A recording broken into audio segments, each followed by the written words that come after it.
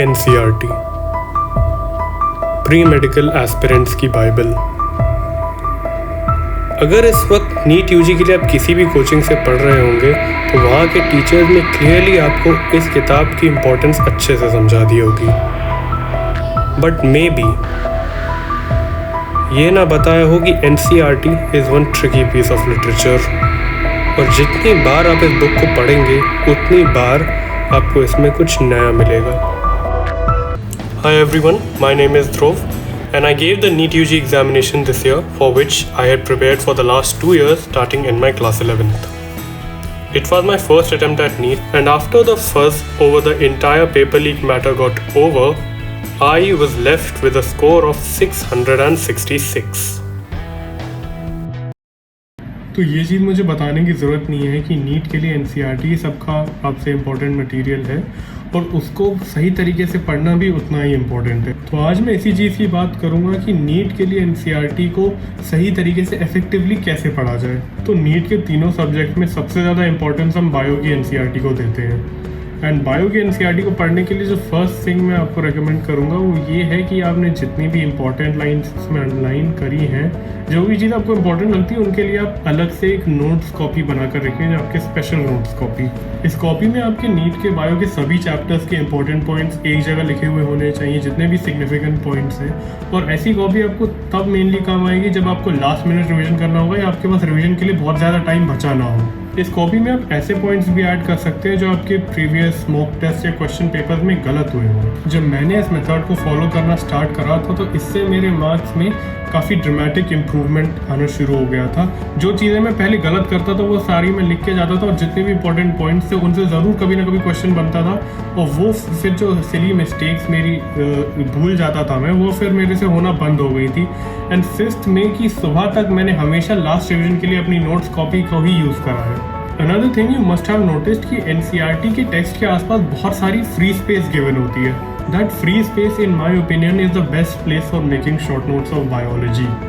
अब अलग नोट्स की कॉपी बनाएंगे शॉर्ट नोट्स के लिए तो फिर उससे बेहतर है कि आप उसे NCERT के साइड की स्पेस में ही लिख दें। अब इस चीज़ के मुझे पर्सनली 2 फायदे लगते हैं। फर्स्टली ये कि ऑब्वियसली आपके शॉर्ट नोट्स इजीली एक्सेसिबल हैं।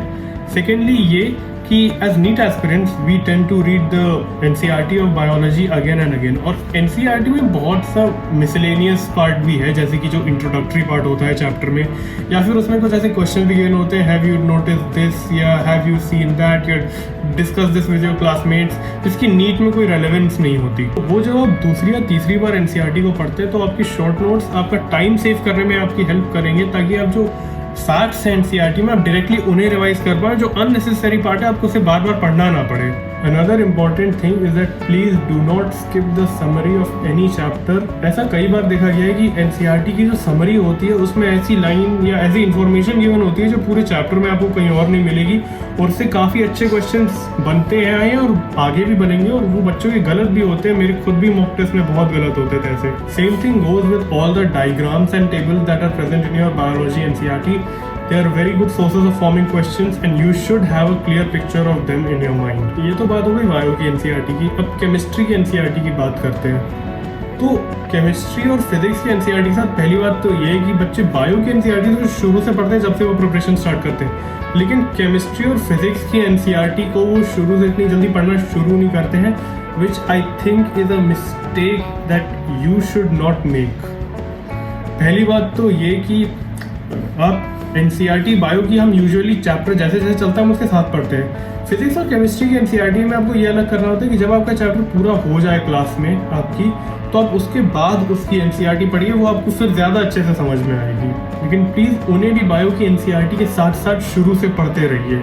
अब जैसा कि आपको पता होगा कि जो केमिस्ट्री का नीट का सिलेबस है वो 3 पार्ट्स में डिवाइडेड है, mainly physical chemistry, inorganic chemistry and organic chemistry. अब इन तीनों में मेनली NCERT की इंपॉर्टेंस इनऑर्गेनिक और ऑर्गेनिक केमिस्ट्री में है। फिजिकल केमिस्ट्री इतनी इंपॉर्टेंस नहीं रहती है, लेकिन मैं आपको रेकमेंड करूँगा कि अगर आपके पास टाइम है तो आप उसे भी पढ़ लीजिए। अब जैसा मैंने पहले बायो की NCERT के लिए कहा था, वैसा ही मैं केमिस्ट्री की NCERT के लिए भी कहूँगा कि जब आप इनऑर्गेनिक या ऑर्गेनिक के चैप्टर्स पढ़ें तो आपको उनमें जो भी इम्पोर्टेंट लाइन्स या इंपॉर्टेंट इन्फॉर्मेशन जो आपको लगती है उनमें, उनको आप एक अलग से स्पेसिफिक जगह लिख कर रखें शुरू से। Another very important thing that is specifically in the case of chemistry NCERT are the tables of various periodic properties of elements which are mentioned। ये tables आपको 11th में classification of elements and periodic properties वाले chapter में मिलेंगी और 12th में P, D and F block वाले chapters में। फॉर एग्जांपल अगर आप NCERT के 11th का जो classification of elements and periodicity and properties वाला चैप्टर है, अगर आप उसकी टेबल्स को एनालाइज करेंगे, अगर उससे ऑर्डर बनाएंगे, तो फिर आपको ग्रुप 13 और ग्रुप 18 के पीरियोडिसिटी और उनकी प्रॉपर्टीज़ में आपको एनॉमलीज मिलेंगी। फॉर एग्जांपल ग्रुप 13 में एटॉमिक रेडियस हो गया या आयनाइजेशन पोटेंशियल हो गया, तो उनमें आपको मिलेंगी एनॉमलीज। साथ ही ग्रुप 18 में मैंने देखा था इलेक्ट्रोनेगेटिविटी का ऑर्डर जो है वो उसमें एक आपको कई ऐसे और मतलब वो आप एक्सपेक्ट नहीं करेंगे कि ये ऐसा होना चाहिए, तो वो आपको याद करना पड़ेगा, वो इंपॉर्टेंट है, उससे काफ़ी अच्छा क्वेश्चन बनाया जा सकता है। अब बात करते हैं ऑर्गेनिक केमिस्ट्री की। तो ऑर्गेनिक केमिस्ट्री में first and foremost cheese obviously ये है कि आपको रिएक्शन अच्छे से याद होने चाहिए। अब मेरे साथ क्या होता था कि जो एनसीईआरटी में जितने भी नेमिंग रिएक्शन थे मैं उनको पढ़ता था, लेकिन मैं उनके नाम में बहुत बार कंफ्यूज हो जाता था, मैं उनको याद नहीं रख पाता था कि इस नेम का कौन सा रिएक्शन है। तो उस वजह से मैं आपको ये रेकमेंड करूँगा कि आपके जितने भी नेमिंग रिएक्शंस हैं, मेनली 12th की एनसीईआरटी में कुछ 11th में भी है, तो वो आपकी सारी एरिया लिखे होने चाहिए, which again should be a part of your special notes copy. जहाँ तक रिएक्शंस के मैकेनिज्म्स की बात है, तो नीट के स्टैंड पॉइंट से मेजॉरिटी रिएक्शन मैकेनिज्म्स इतनी इंपॉर्टेंस होल्ड नहीं करते हैं, लेकिन बोर्ड्स में उनसे काफ़ी हाई वेटेज क्वेश्चन बन सकता है। जस्ट लाइक दिस ईयर जो 12th के बोर्ड हुए थे, उनमें न्यूक्लियोफिलिक एडिशन रिएक्शन पर क्वेश्चन आ गया था पेपर में। ऑल्सो एनसीईआरटी में कुछ रिएक्शंस में आपको इंटरमीडिएट्स और ऐसे बाय प्रोडक्ट्स मेंशन होते हैं जिन्हें मेन प्रोडक्ट जो होता है, मेजर प्रोडक्ट, उसके साथ याद रखना ज़रूरी हो जाता है। फॉर एग्जाम्पल इटार्ड रिएक्शन आपकी 12th की एनसीईआरटी में मेंशन्ड है, उसमें जो क्रोमियम कॉम्प्लेक्स होता है उसका इंटरमीडिएट होता है, उसको याद करना ज़रूरी है। साथ में जब आप फ्री रेडिकल सब्स्टिट्यूशन रिएक्शन पढ़ते हैं तो उसमें क्लोरीनेशन ऑफ मीथेन होता है, तो उसमें ईथेन भी एक बाय प्रोडक्ट बनता है। ये कुछ स्टूडेंट को पता नहीं होता, इससे अच्छा क्वेश्चन बन सकता है, तो ये चीज़ें इंपॉर्टेंट होती हैं वहाँ पर याद रखना। Lastly before moving on to the physics NCERT, I would say कि जो केमिस्ट्री के एनसीईआरटी में जो इंटेक्स्ट क्वेश्चन गिवन्स होते हैं, आप उन्हें बिल्कुल भी इग्नोर मत करिए।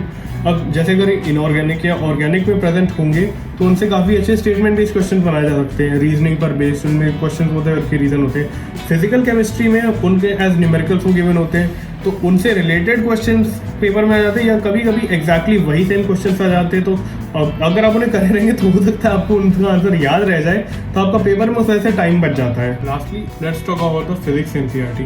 तो शायद ये चीज़ आपने सुनी हो, बट तीनों सब्जेक्ट्स की एनसीईआरटी में नीट में सबसे कम वेटेज जो होती है वो फिजिक्स की ही एनसीईआरटी की होती है, मेनली बिकॉज फिजिक्स की एनसीईआरटी जो है इसमें थ्योरी है और फिजिक्स में आते मेनली न्यूमेरिकल्स ही हैं, और जो न्यूमेरिकल्स हैं उनकी सारी तैयारी और जो प्रैक्टिस होती है वो आपकी कोचिंग के जो मॉड्यूल्स होते हैं वो उनसे आपकी हो ही जाती है। टू बी ऑनेस्ट मैंने आज तक फिजिक्स की एनसीईआरटी के 11th का एक भी चैप्टर पूरा नहीं पढ़ा। 12th की एनसीईआरटी दो मैंने पूरी पढ़ी है फिजिक्स की, but that was mainly because मुझे नीट के साथ बोर्ड्स भी लेने थे, तो मैंने 12th के बोर्ड्स के लिए उनको पढ़ा था। तो अगर आप भी अपने बोर्ड्स के साथ 11th 12th के साथ नीट को दे रहे हैं, तो आई वुड सजेस्ट कि आप 12th की फिजिक्स की एनसीईआरटी को कंसिडर करिए, बिकॉज बोर्ड्स में आपको एनसीईआरटी की थ्योरी की ज़रूरत पड़ेगी। ऑल्सो लेट्स नॉट फॉरगेट कि जो आपका बोर्ड्स का पेपर होता है उसमें अराउंड 40 to 45 मार्क्स की वेटेज होती है आपकी डेरिवेशंस की, और डेरिवेशंस के लिए आपको फिर एनसीईआरटी की तरफ जाना ही पड़ता है। उसके अलावा जो इंटेक्स्ट क्वेश्चंस एनसीईआरटी में गिवन होते हैं फिजिक्स के, ऑब्वियसली फर्स्ट थिंग वहाँ भी डेरिवेशंस गिवन होंगे काफ़ी इंपॉर्टेंट। उसके अलावा उसमें नीट के लिए भी कुछ क्वेश्चन जो ज़रूरी है वहाँ पर, वो ये है कि बहुत बार नीट में डायरेक्टली इंटेक्स्ट क्वेश्चन से क्वेश्चन उठ के आ जाते हैं exactly same. Also one chapter जिसमें फिजिक्स की एनसीईआरटी की इंपॉर्टेंस नीट और बोर्ड दोनों के स्टैंड पॉइंट से काफ़ी ज़्यादा है, वो है modern physics. Because modern physics में अगर आपने देखा हो जो इस साल एटम का क्वेश्चन आया था, उसमें भी कंट्रोवर्सी इतने टाइम चली थी, वो एनसीईआरटी की लाइन से ही था वो क्वेश्चन। तो उस वजह से ऐसी बहुत सी छोटी चीज़ें फिजिक्स की एनसीईआरटी में मॉडर्न फिजिक्स की जिनसे आपके क्वेश्चन गलत हो सकते हैं। फॉर एग्जाम्पल ये कि जो रदरफोर्ड्स पार्टिकल स्कैटरिंग एक्सपेरिमेंट होता है, एनसीईआरटी उसे गैगर मार्सडेन्स एक्सपेरिमेंट कहती है। तो it is one of the things जो आपको दिमाग में रहनी चाहिए, और वो तब रहेगी जब आप उसकी एनसीईआरटी पढ़ेंगे। तो हमारे टीचर, जब मैं एलएन में पढ़ता था तो हमारे टीचर्स ने कहा था कि तुम किसी चैप्टर की एनसीईआरटी पढ़ो ना पढ़ो फिजिक्स में, एटलीस्ट मॉडर्न फिजिक्स ही पढ़ लेना, बिकॉज वो वो वैसे भी थोड़ा थ्योरेटिकल पोर्शन ही है, और इसीलिए उसके लिए एनसीईआरटी का पोर्शन इंपॉर्टेंट रहता है।